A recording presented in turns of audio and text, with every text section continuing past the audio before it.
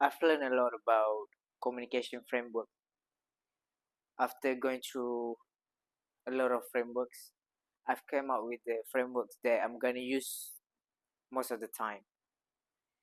That whatever the situation is, I will go back to this framework.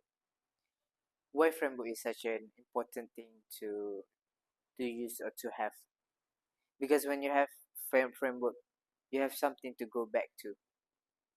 For example, when you're giving presentation, you get asked a impromptu question, or you're in small talk, you have a discussion where people ask for your opinions. There are a lot of things that you can be thinking at that moment, and you're stuck, like you overwhelmed. You don't know what to choose, what to talk about at first. So that's why this framework come into place. Is a structure that you can use to talk in a concise way, detail with high clarity, that people can get sense of what you're trying to say, instead you mumbling without any value created from your communication, from your speaking. So that's what I don't want to do. I want to always be thinking. The moment I speak, the moment I open my mouth, it's valuable piece of information coming out. I've worked hard to make sure that whatever is coming out is valuable. It's something that I have huge commitment, so that it is delivered in such a helpful way, so people can help but get the value from what I'm talking about. So that's the goal that I'm trying to get at. The framework is prep. P is point, R is reason, E is example, and P is to restate the point. Doesn't matter what the question is. What do you like about travel? So I like about travel is point. I can look at different culture. Why? Because I can learn more about all these different culture. It is to say that the world is really wide, and we tend to get to our comfort zone. But when we exposed to this culture, we always learn something more.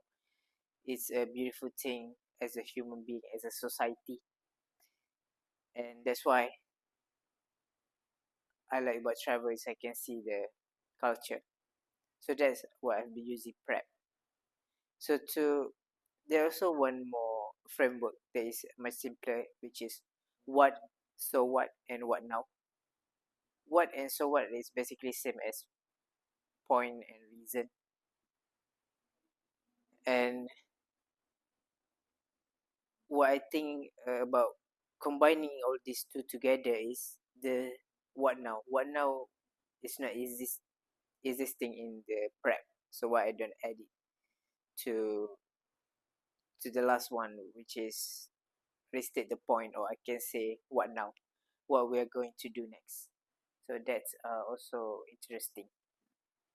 And also to dig deeper on this, for you to come up with the point.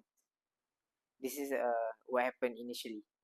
When you are thinking about points, you don't have a point to kickstart this framework. What you have to do is to think about another framework, which is 3, 2, 1. When you get asked a question, you think about, do I have 3 steps that I can talk about this topic? If not, do I have 2 types that I can talk about this topic? And the last one, if you don't have anything, you will have one. The last one, which is one thing. What is one thing that I can add on to this topic so that I can answer the question? So from there, you can break down the prep into all of this, which that is what is powerful about this communication framework, and it's truly amazing theoretically, and I'm still trying to use it to practice it, and that's why I'm always trying to find an opportunity to use it more, so it's become my second nature. What you can do to improve this is join any online practice speaking or Toastmaster to get used to this.